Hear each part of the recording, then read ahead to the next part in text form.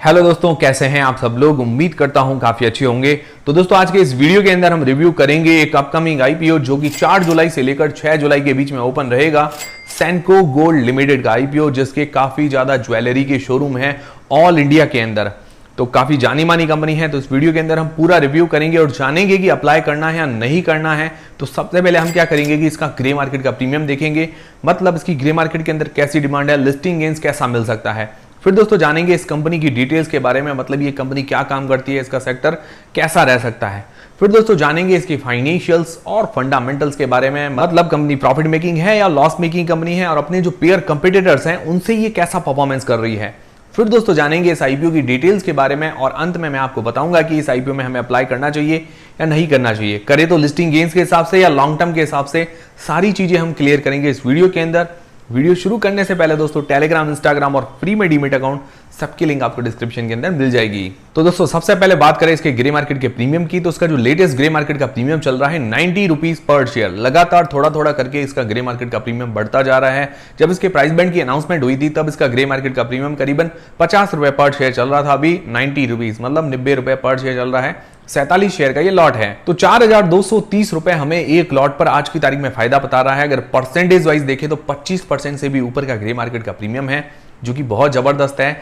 जो अभी आईपीओ चल रहे थे साइंट, डीएलएम, आइडिया फोर्ज को लेकर, उस हिसाब से उस बीच में इसने थोड़ी सी डिमांड बनाई है। और बाकी दोस्तों ग्रे मार्केट का प्रीमियम ऊपर नीचे होता रहता है, तो सिर्फ ग्रे मार्केट का प्रीमियम देखे हमें डिसीजन नहीं बनाना है, बाकी सारे फैक्टर्स भी हमें देखने पड़ते हैं। और बाकी दोस्तों आपको डेली ग्रे मार्केट के प्रीमियम और सब्सक्रिप्शन वगैरह पर अपडेट मिलता रहेगा, तो आप हमसे जुड़े रहिए। बेल आइकन पर दबा के रख लीजिए और टेलीग्राम चैनल को जरूर ज्वाइन कीजिए ताकि आपको ऐसे नोटिफिकेशन मिलते रहें। फिर दोस्तों जाने इस कंपनी की डिटेल्स के बारे में। तो दोस्तों ये कंपनी जो है सेंको गोल्ड 1994 मतलब 1994 के अंदर इनकॉर्पोरेट हुई थी।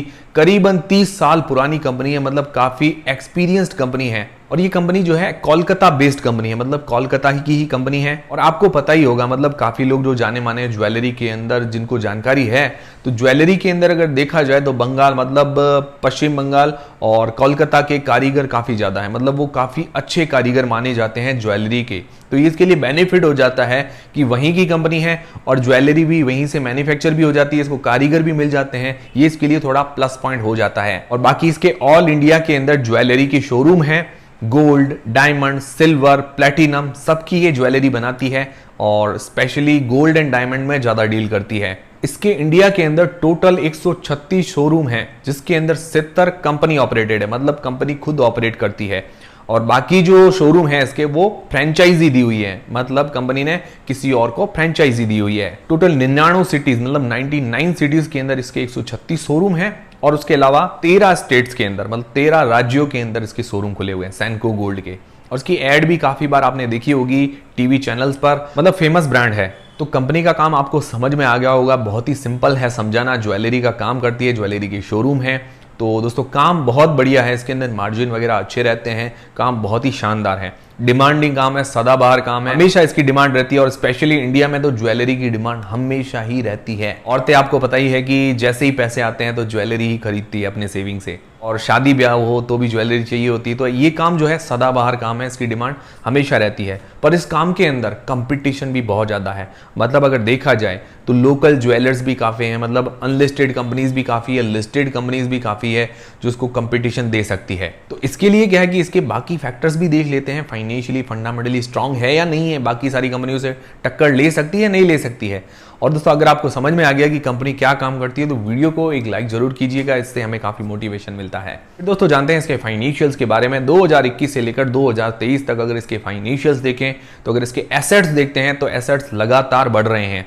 तो अगर 2021 से 2023 के अंदर इसके एसेट्स लगभग 2 गुने हो गए हैं, तो ये बहुत अच्छी बात है कंपनी के लिए। कंपनी ने बढ़िया ग्रोथ की है। और इसका रेवेन्यू अगर देखें तो रेवेन्यू भी साल दर साल बढ़ा है, करीबन 1.5 गुना हो गया है 2021 से 2023 के अंदर। फिर दोस्तों अगर प्रॉफिट की बात करें तो प्रॉफिट के अंदर भी साल दर साल ग्रोथ है, और इसका प्रॉफिट भी 2021 से 2023 के अंदर 2.5 गुना बढ़ा है। तो ये बहुत अच्छी ग्रोथ है। और इसकी नेट वर्थ भी साल दर साल बढ़ी है, ये भी अच्छी बात है। रिजर्व कैश इसके हाथ में साल दर साल बढ़ा है, और अभी जो इसके हाथ में रिजर्व कैश है 876 करोड़ रुपए के, बहुत बढ़िया रिजर्व कैश है। पर दोस्तों एक कमी है कि इसके ऊपर डेप्ट काफी ज्यादा है, 1177 करोड़ रुपए का, बहुत ज़्यादा डेप्ट है। तो अगर इसका रिजर्व कैश और अगर इसका एनुअल प्रॉफिट जो है करीबन 2023 के अंदर 158 करोड़ रुपए का, दोनों को ही काउंट कर लें तो भी इसके ऊपर, मतलब दोनों को काउंट करके, मतलब इसकी अगर कैपेसिटी देख लें उसके बाद भी इसके ऊपर करीबन 150-160 करोड़ रुपए का डेप्ट रहता है। तो डेप्ट काफी ज्यादा है। इस कंपनी को इस चीज पर थोड़ा ध्यान देना पड़ेगा। बाकी ओवरऑल इसके फाइनेंशियल्स अच्छे हैं। रेवेन्यू प्रॉफिट के अंदर हमें साल दर साल ग्रोथ देखने को मिल रही है, मतलब कमजोर फाइनेंशियल नहीं है, ना ही कमजोर कंपनी है। फिर दोस्तों बात करें इसके प्राइस टू अर्निंग्स रेशियो की, तो दोस्तों इसका जो प्राइस टू अर्निंग्स रेशियो निकल कर आता है 13.82 का, और इसकी रिटर्न ऑन इक्विटी है 18.9% की। ROC return on capital employed है 14.2% का, और इसके रिटर्न ऑन नेटवर्थ है 18.96% की, और इसका अर्निंग्स पर शेयर है 22.93 का। और इसकी आरओई और रिटर्न ऑन नेटवर्थ काफी बढ़िया है, 15% से ऊपर की है, तो काफी बढ़िया कंपनी मानी जा रही है। फिर दोस्तों अगर इसका रेवेन्यू देखें तो करीबन 4100 मतलब 4100 करोड़ रुपए के आसपास का है 2023 के अंदर, और इसका पी है 13.82 का। अगर इसके पी और कंपिटिटर्स देखिए तो एक तो कल्याण ज्वेलर्स है, दूसरा है टाइटन कंपनी के भी काफी शोरूम है, मतलब ज्वेलरी के। टाइटन वॉचेस अलग है पर ये कंपनी के रूप में सम्मिलित है। कल्याण ज्वेलर्स का जो पीई है 34 का, तो उससे सस्ती वैल्यूएशन पर है, इसका 13.82 का पीई है। और टाइटन का पीई है 83 का। टाइटन वैसे देखा जाए तो थोड़े अलग अलग सेगमेंट के अंदर भी है। देखो वॉचेस वगैरह भी टाइटन की है, फास्ट ट्रैक की वॉचेस आती है, सनग्लासेस के अंदर भी है, टाइटन की खुद की वॉचेस आती है, वो भी इसी के अंडर में है। बाकी इसके ज्वेलरी के जो शोरूम है वो भी इसके अंडर में आते हैं, तो उसका थोड़ा सेगमेंट अलग है। पर कल्याण ज्वेलर्स से अगर इसको कंपेयर करें तो कल्याण ज्वेलर्स से काफी सस्ती वैल्यूएशन है, टाइटन से भी सस्ती वैल्यूएशन है। और कल्याण ज्वेलर्स का जो रेवेन्यू है 2023 के अंदर 14,000 करोड़ रुपए का, टाइटन का है 40,000 करोड़ रुपए का। तो वैल्यूएशन वाइज देखें तो महंगी नहीं है, मतलब बराबर वैल्यूएशन इसकी कह सकते हैं। ओवरऑल डेप्ट को छोड़ के काफी सारी चीजें जो है इसकी सही नजर आ रही है। फिर दोस्तों इस आईपीओ की डिटेल्स के बारे में हम जान लेते हैं। तो 4 जुलाई से लेकर 6 जुलाई के बीच में ये आईपीओ ओपन रहेगा, और इसका जो प्राइस बैंड रखा गया है 301 रुपए से लेकर 317 रुपए के बीच में। प्राइस बैंड रीजनेबल अभी देखा हमने, पी वाइज सही वैल्यूएशंस पर ये आ रही है। 47 शेयर का ये लॉट है। फिर दोस्तों इसका जो इश्यू साइज है 405 करोड़ रुपए का, जिसके अंदर फ्रेश इश्यू मतलब जो नए शेयर जारी करेगी 270 करोड़ रुपए के, जो कि इसकी उधारी चुकाने मतलब डेप्ट चुकाने के अंदर काम नहीं आएंगे, वर्किंग कैपिटल रिक्वायरमेंट के अंदर काम आएंगे और जनरल कॉर्पोरेट पर्पस के अंदर काम आएंगे। मतलब इसकी उधारी नहीं चुका जाएगी, ये मुझे थोड़ा नेगेटिव पॉइंट लगा।